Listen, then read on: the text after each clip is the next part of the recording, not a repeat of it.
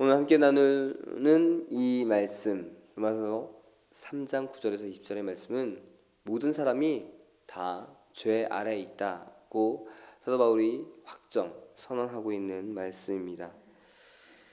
모든 인간, 유대인이나 헬라인 다 포함해서 모든 인간은 죄 아래에 있다는 결론을 전하면서 결국 이신득의와 연결을 시키고 있습니다. 오직 하나님의 의롭게 하심을 통하여서만 사람들이 의롭다 하심을 얻을 수 있다. 율법으로는 의로움을 얻을 수 없고, 율법은 어떤 기능을 하냐면은 죄를 깨닫게 해주는 기능밖에 없지, 그것으로 의롭게 되려고 하는 것은 어리석다라고 이야기를 하고 있습니다. 지금 계속되어지는 사도 바울의 비판의 대상은 유대인이었습니다. 그렇죠?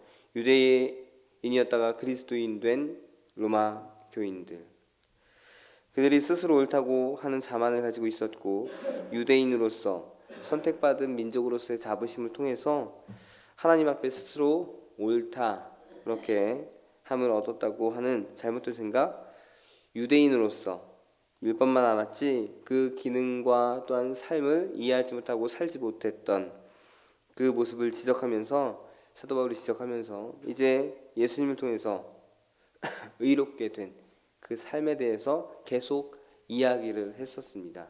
너희들이 율법을 안다고 유대인이라고 옳다 스스로 여기지만 그게 너희들의 그런 모습 때문이 아니라, 또한 율법을 할례를 받았다고 해서가 아니라 하나님의 은혜로 예수 그리스도를 통해서 너희가 옳게 된 것이야 라고 계속 그들의 잘못된 생각을, 잘못된 행동을 지적해주고 또는 그 생각을 바꿔나가는 앞의 내용들이었습니다. 그런데 오늘 말씀에 그 비판의 대상자가, 깨달음의 주체가 이제 유대인을 넘어서 모든 사람에게 향하고 있습니다.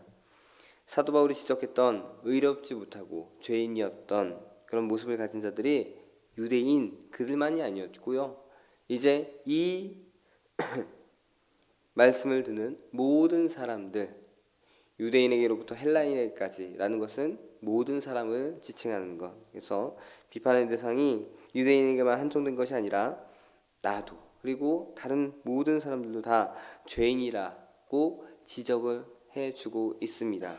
9절 말씀해 보시면은 그러면 어떠하냐, 우리는 나으냐, 이제 앞에서 어떤 내용이었어요? 유대인을 비판하고 있었잖아요. 근데 그것과 이어서 생각해 본다면 유대인 그렇게 나쁜 모습인데, 잘못 이해하고 있는 어리석은 모습인데, 그러면 어떠냐? 우리는 뭐 다를 게 있니? 이런 이야기를 하고 있는 것입니다. 그게 아니라 결코 아니라 유대인이나 헬라인이나 모든 사람들은 다 죄 아래 있다고 우리가 이미 선언하였느니라. 사람이 의롭다고 한 인간은 사람이 의롭다고 한들 인간은 모두 죄 아래 있음을 선언하고 있습니다. 이 선언이라는 것은요, 공식적인 확인이에요. 딴소리할 수 없는 죄인으로서의 우리의 모습을 드러내주고 있고, 하나님 앞에서 스스로가 의롭다고 할 수 없도록 사도 바울은 모든 사람들에게 선언하고 있습니다. 그리고 이어서 인간의 타락의 구체적인 모습을 이제 알려주고 있는데, 11절에서 12절은 마음과 생각에 더러운 모습이다, 죄의 모습이 있다는 것을 알려주고 있고요, 13절에서 14절은요 언어에 있어서의 그 더러운 모습, 죄의 모습을 설명해주고 있고, 또한 15절에서 17절은 행위에서의 그런 죄된 모습이 있는 그 인간의 모습을 찾아 드러내고 있습니다. 결국 말로나 행위로나 생각으로 모든 사람이 다 죄 아래 있다는 것을 분명하게 보여주고자 이렇게 보여주면서 선언하고 있습니다. 그만큼 인간은 스스로 의롭다고 하기에는 너무나도 추악한 모습이 여러 모습 속에서 발견됨을 보여줍니다. 그러면 이러한 추악한 인간의 모습을 언급하는 것은 무엇 때문일까요? 율법을 잘 알고 있는 유대인이라고 할지라도 그 모든 율법의 요구를 이루지 못해서 타락한 자들임을 깨닫게 하는 게 또 하나의 이유였고요, 이방인들은요 역시 하나님을 두려워하지도 않고 찾지도 않는 모습을 통해서 그 모두가 심판 아래 있다는 것을 알려주기 위해서, 깨닫게 하기 위해서 이렇게 추악한 인간의 모든 모습을 드러내고 있습니다. 이 말씀을 통해서 듣는 모든 자들은 내가 죄인이구나. 나의 행동에서, 생각에서, 또한 마음에서 내가 이러한 죄를 하나님 앞에 저지르고 있었구나. 나는 아닌 것 같았는데 나도 역시 피할 수 없는 죄인이구나 하는 것을 다시금 깨닫게 하기 위해서 사도 바울이 지금 이 말씀을 하고 있습니다. 결국 모든 인간은 율법을 잘 알던 모르던 다 율법 아래서 살아가고 있다는 것. 율법이 거울이 되어서 기준에 맞춰서 살지 못하는 스스로를 발견하게 하는 것. 분명히 인식하라고 또한 오늘 말씀 전하고 있습니다. 율법을 안다고 해서 의로워지는 것도 아니고 율법대로 산다고 해서 또한 의로워지는 것도 아니라 그 율법은 오직 네가 죄를 짓고 있어 라고 깨닫게 하는 것, 그 기능을 충실히 하고 있다는 것을 인식하라고, 기억하라고 이야기합니다. 19절에 보시면 우리가 알거니와 무릇 율법이 말하는 바는 율법 아래에 있는 자들에게 말하는 것이니 모든 입을 막고 온 세상으로 하나님의 심판 아래 있게 하려 함이라.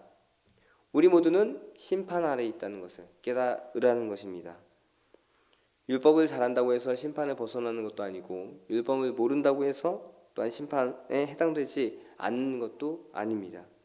그러하게 인간은 20절의 말씀처럼 율법을 거울 삼아서 스스로의 죄를 바라보고 또한 죄인됨을 인식해야 합니다. 이것이 하나님께서 우리들에게 율법을 주신 목적이자 또한 사도 바울이 우리에게 깨달으라고 하는 말씀입니다. 모든 사람이 죄 아래 있다는 것, 율법을 통해서 깨달으라는 것. 율법이 우리를 의롭게 하는 것이 아니라 그 죄를 깨달으라고 우리에게 주신 것이라는 확실한 그 이해를 전해주고 있습니다. 그러면 우리는 오늘 말씀 통해서 어떤 것을 깨달을 수 있을까요? 하나님의 말씀, 구약 율법, 지금의 하나님의 말씀을 우리 행동에 거울을 삼는 모습으로, 거울을 삼는 것으로 그 율법을 이해해야 합니다. 스스로의 죄를 바라볼 수 있게 하는 도구로서의 하나님의 말씀을 생각해야 되고 또한 나를 향하신 하나님의 뜻을 깨닫는 도구로서 그 하나님의 말씀을 바라보는 것이 중요합니다. 거울을 보지 못한 사람은 자신이 깨끗한지 더러운지 잘 알지 못하죠. 그나마 다행인 것은 우리는 하나님의 말씀이라는 거울이 우리에게 주어졌고 이것을 통해서 우리는 우리의 더러운 모습을 바라볼 수 있게 되었고요. 또한 우리의 연약한 모습을 바라볼 수 있게 되었습니다. 그럼 우리는 그 모습 속에서 어떻게 하나님 앞에 나아가고 있습니까? 모든 죄를 고백하고 있고 하나님의 은혜를 구하면서 살아가고 있죠. 그것이 하나님의 말씀이 우리에게 주어진 이유입니다. 그래서 우리는 이 유대인들처럼 하나님의 말씀을 통해서 우리가 온전히 주님을 바라볼 수 있는 믿음의 도구로 삼아야 된다는 것을, 또한 그렇게 살아가고 있다는 것을 감사하기 바랍니다.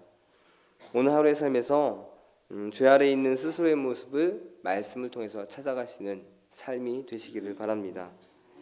그리고 그것을 끝나는 것이 아니라 그러한 말씀을 통해서 내 죄를 깨달았다면 이제 하나님께 용서의 은혜를 구하는 삶의 모습을 또한 보이시기를 바랍니다. 우리는 끊임없이 죄를 반복하는 자들입니다.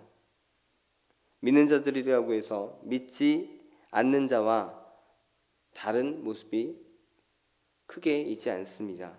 그러하기에 하나님의 말씀을 통해서 나도 역시 죄인이고 또한 내 행동 속에서 이러한 하나님의 말씀에 어긋난 죄가 또한 나타나고 있다는 것을 빠르게 인식하시길 바라고 내 스스로 너무나도 부족하고 이 반복되는 죄를 저지르는 연약한 인간이라는 것을 깨닫고 더욱더 하나님의 은혜를 구하며 하나님의 의롭다 하심을 얻은 자로서의 그 올바른 삶을 살아갈 수 있도록 힘써 기도하시기를 바랍니다.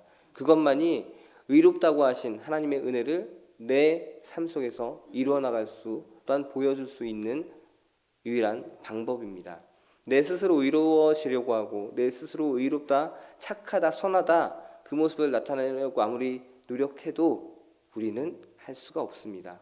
하나님의 은혜가 아니면 우리는 그 하나님의 의롭다 하심을 얻은 자로서의 삶을 살아갈 수가 없습니다. 오늘 말씀에서 이야기하는 것도 그것이죠. 율법으로 네가 의로워지려고 하지만 그것은 절대 할 수 없다는 것. 오직 하나님의 은혜와 사랑으로 의롭다함을 지켜나갈 수 있다는 것을 깨달으라는 것입니다. 그런 삶을 오늘 하루도 힘써 살아가시는 우리 성도님들이 되시기를 바랍니다. 청주감리교회 채널의 영상 잘 보셨나요?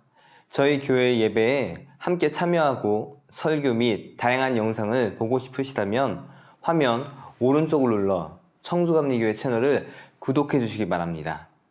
주일, 수요일 새벽 예배 라이브 방송과 지난 설교, 그리고 교육부서의 예배 등 다양한 소식에 빠른 알람을 받으실 수 있습니다. 청주감리교회 유튜브 채널 구독과 좋아요 기억해 주세요.